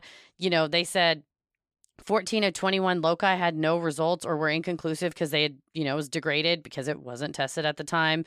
And the serology that would have tested for saliva was negative. And then they also said they could not exclude Chris Jordan's DNA from 3 or more individuals whose DNA was found in the sample. So he wasn't confirmed, but they couldn't exclude him. Also, when you see the footage and the photos of the crime scene I won't say crime scene investigators, from the marauders that were manhandling all the items at the crime scene with their gloves, they are touching items in Julius's room, dozens and dozens of items, and then climb up into the hatch above his closet and pick up the bandana. So if you don't have spit on it, but you do have a partial tiny bit, 7 out of 21 markers on that bandana, is that transference DNA? Again, this is something that a jury should be able to hear. Yes, absolutely. Sinisterhood will be right back. When it comes to true crime podcasts, Generation Y is a pioneer. If you're obsessed with crime mysteries and unsolved murder cases, this show has it all. Host Aaron and Justin cover cases from all angles. They break down theories, dive deep into forensic evidence, and discuss their opinions on the most perplexing cases. In one recent episode, you'll hear the unusual case of Michelle Nyrider. In 2017, in Corning, New York, Sergeant John McDivitt conducted a welfare check at Nyrider's house. Through the glass of the front door, he could see the silhouette of a woman and knew something terrible had happened. Inside the home, he found Nyrider dead. At first glance, it was easy to assume she had taken her own life. But when it became clear that this wasn't an open-shut case, the first person suspected was Nyrider's ex-husband. Though he seemed to have an alibi, some questions remained, and this whodunit case takes some highly unexpected turns. Cases like this are always, something you want to dive into. Like, we've covered cases where it seems like it's a clear shot one way of what happened, but then, when you get in there, possibly with somebody else. So the way they set up the case, the way they lead you down with all the evidence, it's something that, you want to hear about it, but you want to hear about it from somebody who's really done the research and knows about it. And that's what Justin and Aaron bring you. Absolutely. Listen to the Generation Y podcast on Apple Podcasts, Amazon Music, or you can listen ad-free by joining Wondery Plus in the Wondery app. If you're like me, your dog is part of your family. They might even sleep in your bed like the goose. Or in that case, I sleep in the goose's bed, which happens to be a king-size bed. So why are you feeding them burnt, gross kibble? Why not feed them food that actually tastes good to them and is super healthy for them? Meet Sundays, the first and only human-grade, air-dried dog food, combining the nutrition and taste of an all-natural human-grade foods with the ease of a zero-prep, ready-to-eat formula. Sundays is the best way to feed your best friend. Sundays is easier for dog parents to manage than refrigerated human-grade dog food brands. No fridge, no prep, no cleanup. Unlike most human-grade dog foods, Sundays is gently air-dried and ready to eat, versus those other brands that are cooked and frozen instead. It's as simple as scoop, serve, and watch your pup devour it. In a blind taste test, Sundays outperform leading competitors 40-0. They are undefeated. Do you think they put blindfolds on these dogs to feed them? Because if they didn't, they gotta redo it. No artificial binders, synthetic additives, or general garbage. Seriously, look at the label. All of Sunday's ingredients are easy to pronounce, except quinoa, and healthy for dogs to eat. Simply said, Sundays make it easier for me to be an awesome dog parent. Here's the thing about the goose. She'll eat anything. She'll eat, anything. The worst. But cicadas, the thing is, she eats cicadas. But she loves human food like most of all. And to her, this is like she's getting her human food and she doesn't have to bother me. But also because she'll gobble stuff down. That means I could, in theory, feed her garbage. But she's like 13 years old now and I want the goose to last forever. So she has to eat this delicious She's got to eat it, food. yes. Keep her healthy and energetic. She's just like a puppy still, though. I don't know. It doesn't matter. She's 13. She's immortal. We've worked out a special deal for our listeners. Receive 35% off your first order. Go to sundaysfordogs.com/creepy or use code creepy at checkout. That's sundaysfordogs.com/creepy. Switch to Sundays and feel good about what you are feeding your dog. Over the years, 3 different cellmates have reported that Chris Jordan confessed to them that he pulled the trigger and set Julius up. First, Manuel Littlejohn, a former inmate of Chris Jordan's, signed a sworn affidavit in which he recalled. Jordan stated that he felt guilty because he was going to implicate his co-defendant, Julius Jones, in a murder case to avoid getting the death penalty. Jordan stated that he had wrapped the gun used to commit the murder in his case in a bandana and hid it in Julius Jones's house. Regarding the murder case, Jordan stated to me, Julius didn't do it, and Julius wasn't there. Another prisoner, Christopher Berry, swore in an affidavit that Jordan bragged about how he was the actual person who shot the victim in his case. Mr. Jordan also said that because he was the first person to talk to police, he was getting a deal and he would not get the death penalty. The third prisoner Jordan confessed to was Roderick Wesley, a man serving a 50-year sentence on aggravated robbery in an Arkansas prison. Wesley sent a letter to Julius's defense team after watching The Last Defense on ABC.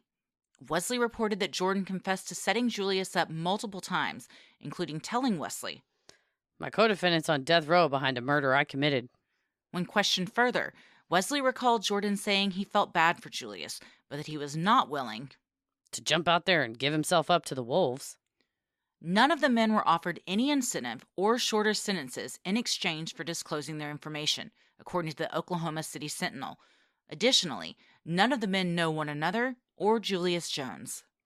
This is very telling because they have nothing to gain from this.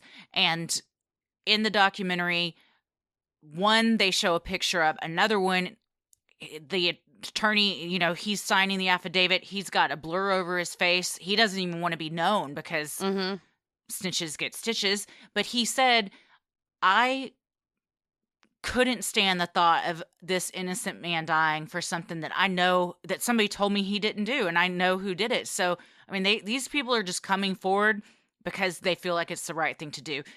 They're not getting anything for it, unlike the 3 people that testified against him that got him put there. I mean, and the thing that I find telling, ironic, that the Attorney General and some of the other prosecutors involved, but particularly the Attorney General, tries to discredit these witnesses and says, well, they have nothing to lose. They're all a bunch of felons. Why should we listen to a bunch of felons and criminals? That's literally whose information you convicted him on. Yeah. So it's interesting to say, well, at trial, we're happy to listen to people who are facing criminal sentences or who have previously served time. But now when it comes to exoneration evidence, that's not sufficient anymore. But especially, I think you have to look at who has the incentive to lie. And none of these 3 people were offered anything in exchange for telling this. Apropos of nothing, Roderick Wesley just said, I saw this on TV and thought, oh, shit, I know that. Like, I know Chris Jordan. I got to tell them. And then on top of that, the other 2 prisoners, swore in an affidavit and they didn't get anything back for it. So versus the 3 that, like you said, testified at trial, they had every reason in the world to point the finger. So it's just interesting to me that the Attorney General tries to say, oh, well, these 3 criminals are speaking it's like anything. lies. It's like when it works in your favor, then you're all for it. But as soon as it doesn't, then all of a sudden there's all these problems with it. As news spread of Julius's predicament, well-known exoneration advocates began calling for justice. The Innocence Project began sharing the petition, asking for clemency. Exoneration activist Kim Kardashian visited Julius in prison in 2020 and spent time with his family. She posted a plea to her 263 million Instagram followers to sign the petition, calling for commutation of Julius's death sentence. Nearly overnight, the petition went from having 500,000 signatures to over 6 million. It's funny to me, and I think it's probably rooted in a lot of misogyny that you hear people be like, fuck Kim Kardashian, what does she know? And she, to her, to everybody's credit, she did fail the baby bar, which is extremely hard, but she does genuinely, truly work tirelessly on behalf of you. She has $1 billion. If you have $1 billion, you can do whatever you want. But instead, she meets with families, uses her platform where people will do what she says to do. And instead of saying, buy my lipstick, which she probably also does, says, you need to be aware of this injustice that's happening in your community. And she did an interview with Jason Flom on the Wrongful Conviction podcast and talked about she's driven once she received letters from somebody telling her about this case, and she looked into it and she saw, like I said, it's a confluence of all the things you see in these wrongful conviction cases that she wanted to try to help. And if somebody has a lot of influence and power and they want to use that influence for good, then I don't know why, you want to shit all over them for trying to, in this case, bringing attention to an injustice that she perceives or sees. And Common, John Legend, Blake Griffin, who, at the time when just by happenstance, Julius is coached by his dad, Blake was much younger, but now he's an NBA star and he's from Oklahoma. So, he wrote to the governor and said, I just want you to know on his behalf, like, I really think his case needs to be relooked at. Like, there's so much evidence that he didn't get a fair trial. So, absolutely, if you've got a platform, use it for good. Use your power with anybody. Use your power for good. For Paul Howe's family, the intense media scrutiny caused more trauma. His daughter Rachel, who was 9 years old when she witnessed his murder, told Oklahoma 4 News. I've had to really face this as an adult because I was little when this happened. So when this all started blowing up in the media and the celebrities and the last offense, I had to sit there and be like, okay, so did he do it? And I needed to form an opinion for myself. And so I dug into everything because I wanted to know, this is my life. This is my trauma. And yeah, he's guilty. Paul's brother Brian questioned the motives of the celebrities involved in the case. Whatever the agenda is, maybe it's to make a movie, to write a book at the end. I don't know. They've certainly taken the truth and justice and totally eliminated that and taken it out of the equation. I mean, my heart goes out to this family. They suffered a horrible injustice. These kids and his sister witnessed something no one should ever have to witness. Mm-hmm. Rachel said that she can clearly remember looking out the car window and seeing the perpetrator walk up to the window with a stocking cap on, bandana, silver gun down at his side, and that she knows it was Julius. Well, there's a lot of holes in that because his face was covered. Mm-hmm. You were 9 at the time. You're trying to recall this now as an adult. I mean, again, you have the weapon focus effect. Yes, our memories from 9 to now are two totally different things. I also don't know really what, because they keep saying the evidence, the celebrities don't get the evidence. Nobody ever is getting the true evidence. They're just being spoon-fed this information. The only evidence I think that they're relying on is that the gun was found in his house. Mm-hmm. But not taking into consideration the fact that Jordan was there the night before and all of these other things. And I think that it's a case of you want this so bad to be behind you, which his sister has said, like, we were surprised that this got brought back up. I don't understand why all these celebrities are so invested in this case. It's over and done with, we're being re-victimized. I just want it to be over. And you do. You want to, like, it to not have to see it in the news every day. Mm-hmm. I get that. So you don't want to go back through it. You're like, this is the answer. We're going to just take this as an answer and move on. But that doesn't mean that it's the right answer. True. And I think you, like you said, have complete empathy for a family that's gone through this and then is now having to go through it all again and rehash it and being interviewed and they're being asked for statements and things like that. The flip side is they don't have justice because if the evidence lines up and it was Chris Jordan or someone else, then that person only got 15 years. And wouldn't that upset you as a family member versus saying, absolutely it was this person? I will say the science does not back up that being 100% sure. Like you said, the obscured face, the weapon focus effect. Also, if you live in a racially homogenous community, they said Edmond was 85% white. You have a much higher likelihood of misidentifying someone. They call it cross-racial misidentification.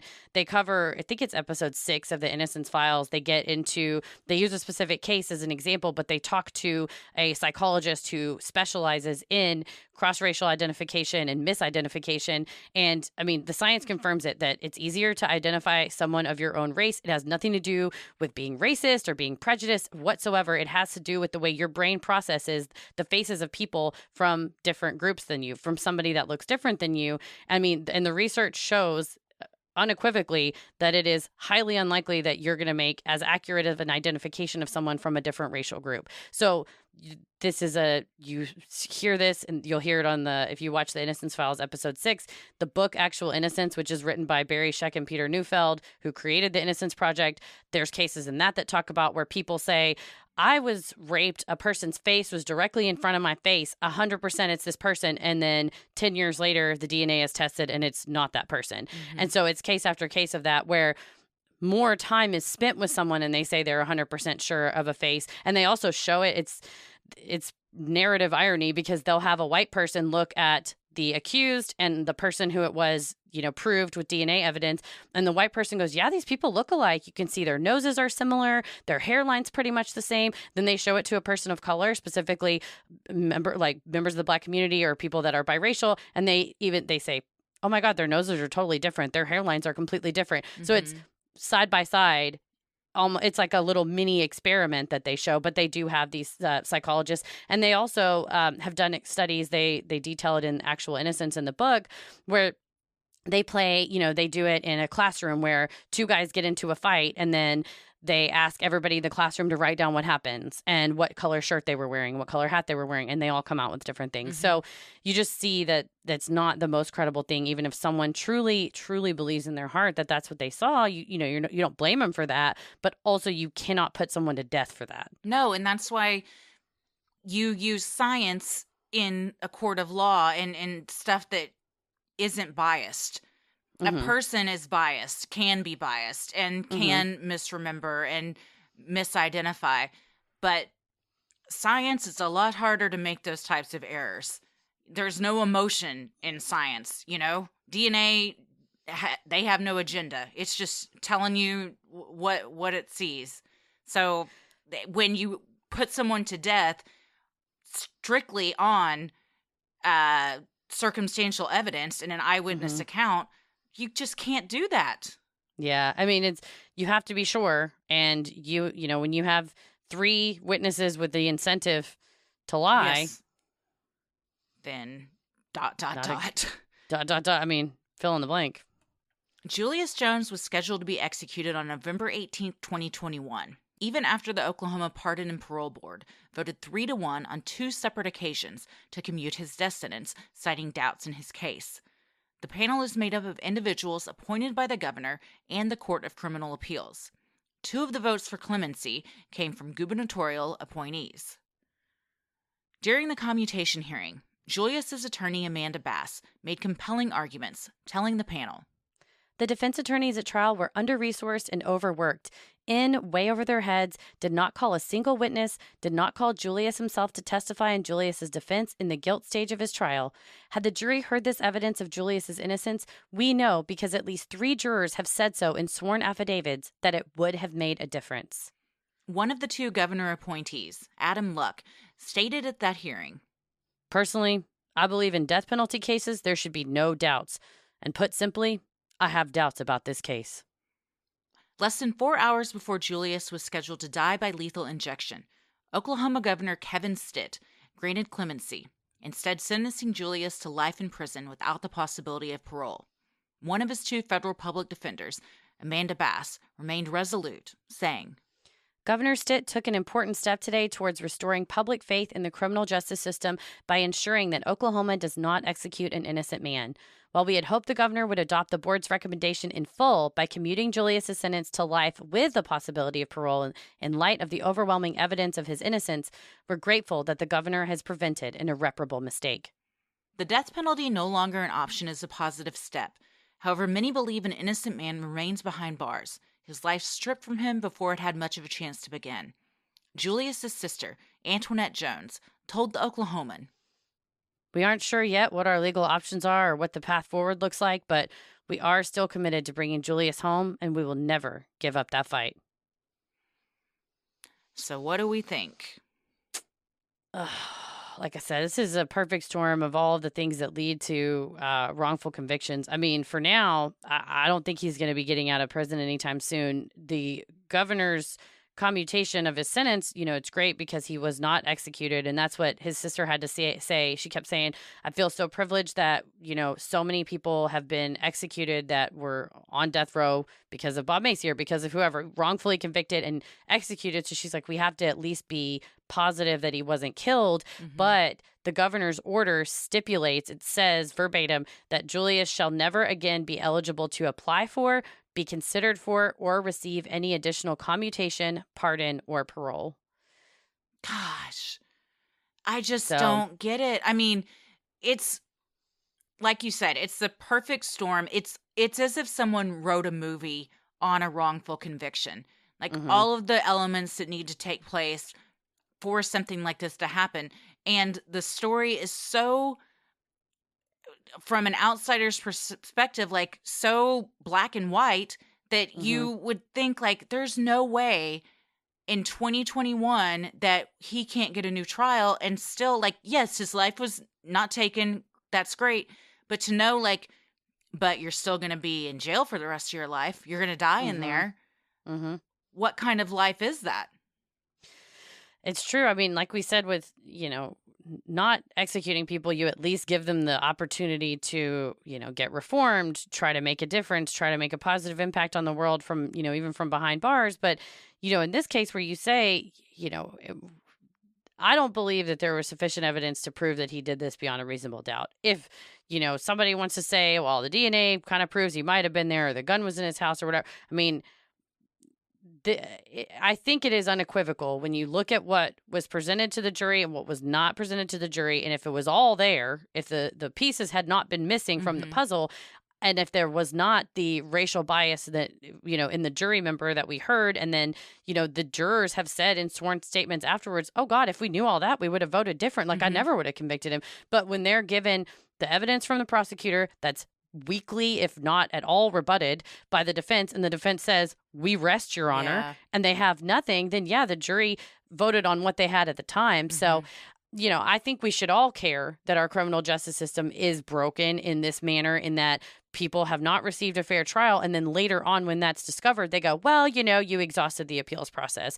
You need to advocate for policy changes in the places that you live. If you live in Oklahoma or whatever state you live in, that you say, we don't want to see, first of all, we don't want to see people literally actually tortured. Yeah. I'm telling you, reading those articles about executing people in Oklahoma will make you weep. It is horrific. And the fact that they just stopped the moratorium and they gave them the green light to kill people again, awful. I mean, horrendous. But you want to make sure that if somebody does end up on death row, they shouldn't at all. But if they do, that it's beyond a reasonable doubt, they have a shot at a new trial. In this case, Amanda Bass brought up the case, the Supreme Court case, Pena Rodriguez versus Colorado, which is what they used whenever they petitioned the Supreme Court. Supreme Court matters, right? Because they're going to deny a petition on this argument that, okay, well, we have these sworn statements by these jurors that say there was racial bias, and the court goes, yeah, but we also don't care. Sorry, petition denied. So there's just a lot of stuff to untangle, and the stuff that you can, we always say, like, what can I do about this is making sure you know who your DA is, who you vote for, making sure you organize around state level legislators that they're putting forth criminal justice bills and reform bills. I'm telling you, changing the statute of limitations on what a prosecutor can get prosecuted for, when you see misconduct or tampering with evidence or things like that.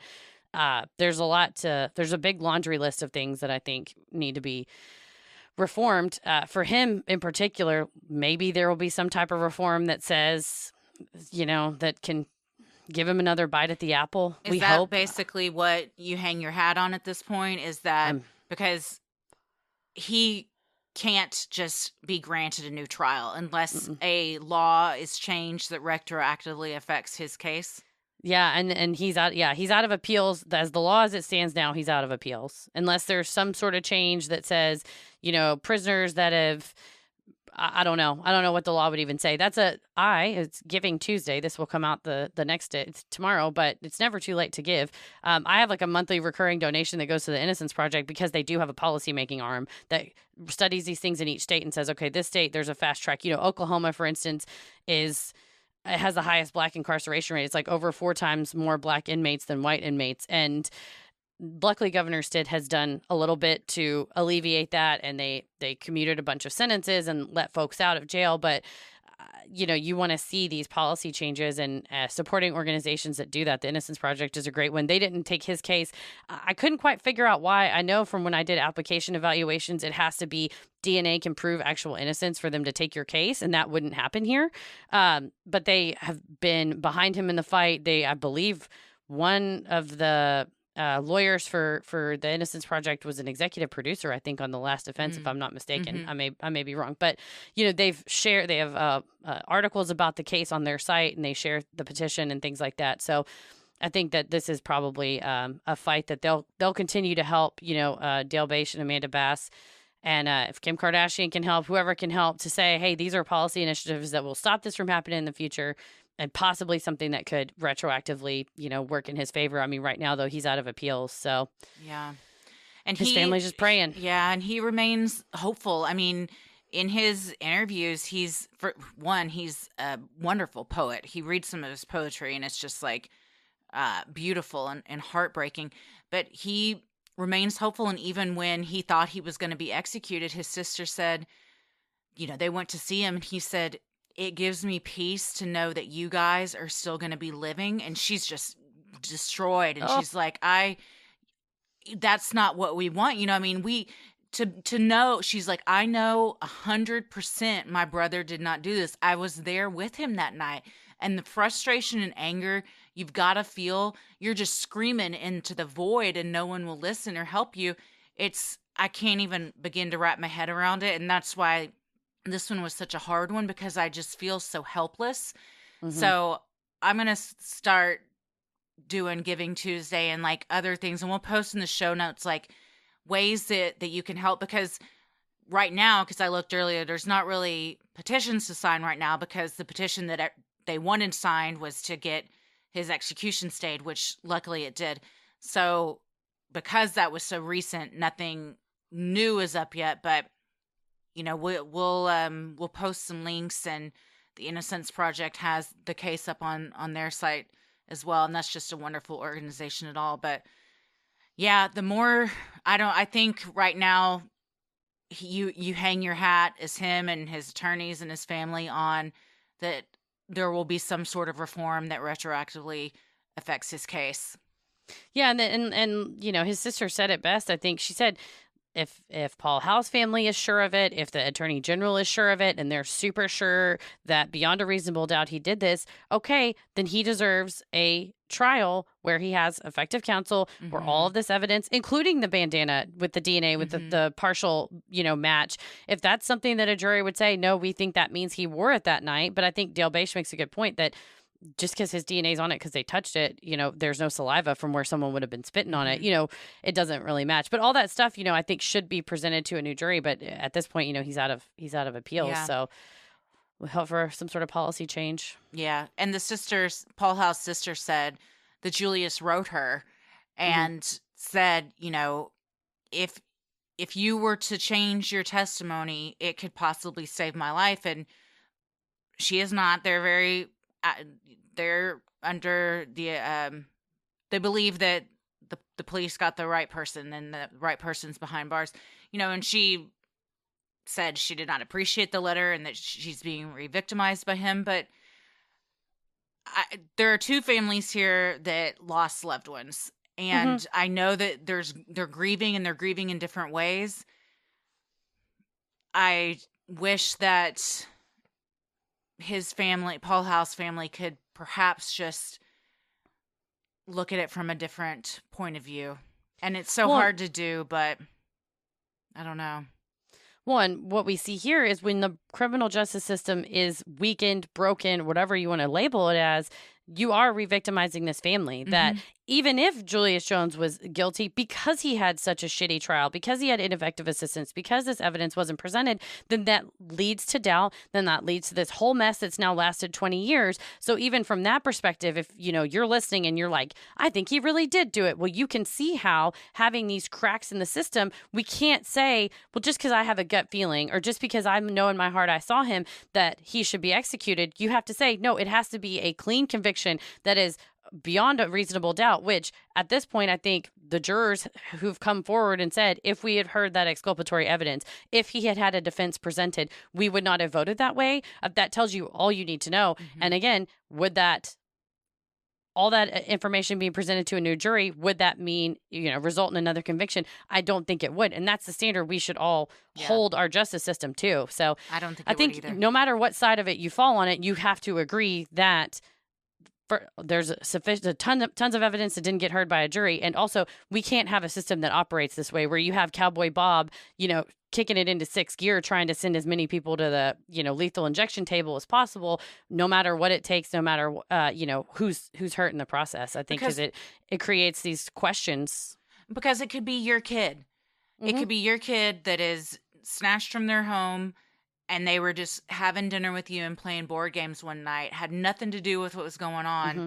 And then now you're trying to fight for their life. Mm-hmm. That you just saw them not get murdered, thank goodness, but they're still in prison.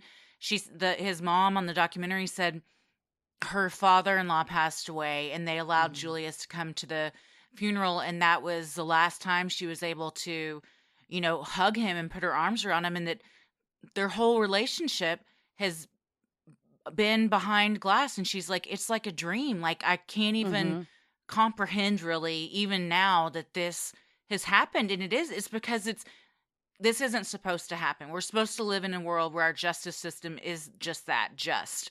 And it's not. And we, in the past 2 years, more than ever, have seen that it is not. So perhaps because of everything that's gone on in the past couple years, there will be some sort of reform. And hopefully this man gets out of prison, because he has spent more time on this planet behind bars than he has not. Yeah. And at the very least, another bite at the apple and say, present the evidence and let the chips fall where they may, because I don't think they would fall in favor of a conviction, which would tell you everything you need to know about what the attorney general or whoever, would have that power, the faith he has in the conviction, that it was rickety, right? It wasn't based on as much evidence as everybody wants to say it was, at least not in my opinion. And you have to ask yourself, if you are the governor or the AG or the House, I think it might be a little easier to answer for the House, or anyone that's like, no, he absolutely did it. Why do you want it to be so true? Why do you have to be right? I mean, what if you could be wrong? What if everyone could be wrong? Why do you have to stay so convicted to something when if it's right, it will come out fairly in a court of law and it will be just. But if it's not, then also justice will be served. But if you're so convinced that you're right, then what's the harm in proving you're right once again? Yeah, that's what Antoinette said. Absolutely. You're absolutely right. Yeah. Hey, we're doing a live improv show December 3rd at Dallas Comedy Club in Dallas, Texas, in the Deep Ellum neighborhood. Christy, what is Hot Dish? Well, besides you, Hot Dish is a rotating cast of some great improvisers. There's either a stand-up comedian or a wonderful storyteller that tells a story or does some stand-up at the beginning, and then we as improvisers do some make-em-ups based on that. So it's always a lot of fun. Everyone in the cast is always super fun. I've been in several now, and I've had a great time every single time. And this Friday, it's going to be the best one because we get to be in it together. My most fun one so far was when me and you were in it together. So I think this one's going to be the same. Reunited. So December, so good. December 3rd at 9 p.m. Dallas, Texas. You go to dallascomedyclub.com. There's also, if you go to sinisterhood.com/live shows, I put you a little link on there to get tickets. And then December 17th, sadly, Christy will not be joining me, but I will be joined by the rotating cast of veteran and newbie improvisers. And we always have a hoot. So come on down to Dallas Comedy Club. Hoot and holler. Hoot and holler. See you there. We love providing Sinisterhood to you at no cost. So if you like what you hear, consider supporting the show by donating to our Patreon. We're a small operation, creating the show for you by researching, writing, recording, and producing it ourselves. Any amount is sincerely appreciated and helps offset the cost of hosting and making the show. As a thank you, you'll also get some sweet perks like ad-free episodes, a Sinisterhood sticker, membership to our exclusive Patreon Facebook group for those in the Ruling the Airwaves and Getting Into It tiers, which we've had a lot of cool pet photo threads and just a lot of support threads. People were having a tough time at the holidays, and everybody's getting on there and supporting each other. You also get a special shout out on the show, a monthly bonus mini-sode. We just did one on Annabelle the Doll and the horrors of Ed and Lorraine Warren, and also patron exclusive video and audio content like the video of Christy punching me in the head at the Wax Museum. You also get to hear us do Am I the Asshole, Dear Sinister, Judge Christy, and our new segment, Unpopular Opinions, where I said a horrific thing about a television show, and I've gotten a ton of mean DMs. I'm just kidding. People are horrified at my opinion. But hey, it's unpopular. We also live stream our monthly performances of bonus content for those in the Getting Into It tier. And as a patron, you get to pick what our live stream things are. And like this episode, if you're in the Getting Into It tier, you get to pick what episodes we do on the main feed. Mm-hmm. And those live streams have been so fun, man. The Q&As are fun too. It really is something that we look forward to. Oh yeah. And we have a ton of fun chatting with everyone. The questions are always so funny. Like, we just laugh. Like, it feels like a treat. Sometimes I have to be like, I can't believe like this is my job, because I'm just getting to like hang out. Log on and hang out and have fun and laugh with people. And there's always regulars, and we feel like we all know each other. It's awesome. And the last time we got a Browntown trifecta because Tommy, Paris, and the famous George Brown, Tommy's father, joined the chat, y'all. It was the Holy Trinity. It was amazing. It was awesome. You also have the fun perk of access to our Discord server, where you can connect with other fans in real time and discuss the latest in true crime, share personal ghost stories, or just post more adorable pictures of your pets. We also hop on occasionally, and we host monthly Q&As on Crowdcast, where you can ask us all your burning questions. For patrons not in the U.S., you now have the option of paying pounds or euros, saving you the cost of the conversion fee. Annual memberships for all tiers are also now available. Those that select this option will be rewarded with a free month of membership, and some people have been saying that they are gifting a year of Sinisterhood Patreon to their loved ones. There's not really a gift option. You basically sign up, and then later you can change it to your recipient's email address. Is kind of how Patreon recommends it, or you can just get them like a gift card for the amount. But that's a way to support the show and show your loved one that you care. You could also make a cute little card saying that's what it was. I know a lot of people have been DMing and emailing saying that they got their loved ones Sinisterhood merch for Christmas. So that's super fun. You know what? Also, treat yourself this holiday season. Oh, yes. Yes. And what's more of a treat than spending more time with us, Heather? Hanging out on the live streams. Absolutely. For more details on all of this and specific member tiers, visit Sinisterhood.com and click Patreon on the top banner. And make sure you stick around after our sign-offs to hear your shout-outs. So many of you have been tagging us in pictures of you sporting your sweet Sinisterhood merch. Keep those pictures coming. You guys look amazing. If you want to get some cool Sinisterhood swag, stuff somebody's stocking with something amazing. You get t-shirts, mugs, totes, and even clothes for your kiddos. Visit Sinisterhood.com. Click on Shop in the top banner. The best thing you can do to help us grow is like, review, and subscribe on Apple Podcasts or wherever you listen to your podcast. And please tell a friend who you think would like us to check us out. It means so much to us and really helps podcasts like us get more exposure. You can follow us on Instagram and Twitter at SinisterhoodPod and like us on Facebook at SinisterhoodChristy. I'm on Twitter at Christy or GTFO and on Instagram at Christy M. Wallace. Heather? I am on Twitter at MCK versus the world and on Instagram at Heather versus the world. As always, the devil rules the airwaves. Keep it creepy. Hey, everybody. Thank you so much for supporting the show on Patreon. Here are your special Patreon shout-outs. Jessica Rowe. Julie Roberge. Poppy Jones. Valerie Bonney. Sarah Stricker. Sam. Natara Joyner. Stephanie Vondren. Liz. Alyssa Corda. Sen. Shannon McGuire. Amanda Ryman. Melissa Miller. Jenny. Sarah Rogers. Bailey Thorpe. Courtney Cloud. Caitlin. Raquel Gomez. Alexandria Wallace. Jimmy Kelly. Michelle Hopkins. Ada Ramirez. Melissa Bergman. Jessica Thwaite. Bethany LePaine. Lizzie Nostu. Megan Shepherdson. Catriona Lilly. Claire Cato. Draco Malfoy Wonton Soup. Hell yeah. Sarah Shapp. Victoria Stilley. Jill May. Maddie Collins. Kate Bear. Christy Turner. Katie Crayons. Christina Guillory. Jim McLaughlin. Chloe Forrestal. Mary Gross. Paige Schoenheit. Jeannie Chase. Georgia. Jessica Bell. Brooke Gillespie. Casey Leap. Lindsay O'Hanlon. Lauren Stevens. Jesse M. Gillian Eubanks. Julie Mason. Gina G. Mason Bayless. Nuhad Bensuda. Avery. Devin Quinn. Jamin Jang. Kayla Hunter. Susie Buckley. Brigida P. Sherry Briggs. Pines. Chris Mulvihill. Katie Spear. Tracy Gallman. Nicole Key. Holly Chastain. Amber Wyatt. Izzy. Paige. Naseem H. Amanda Kep. Peg. Lisa Meyer. And Lisa H. Thank you guys so much for supporting the show. We couldn't do this without you. We hope we pronounced your name correctly. We love you so much. We're happy to be back with you guys after all of our fun live shows. Stay safe, stay healthy, and keep it creepy. Sin